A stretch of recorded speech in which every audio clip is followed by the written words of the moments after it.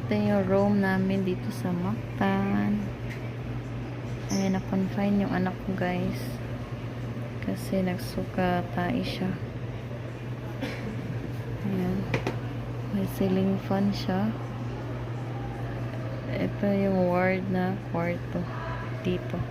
Ito yung upuan. Ayan.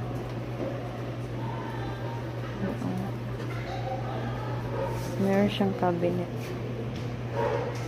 Ayan. Tapos ito yung higaan. Hello, kuya.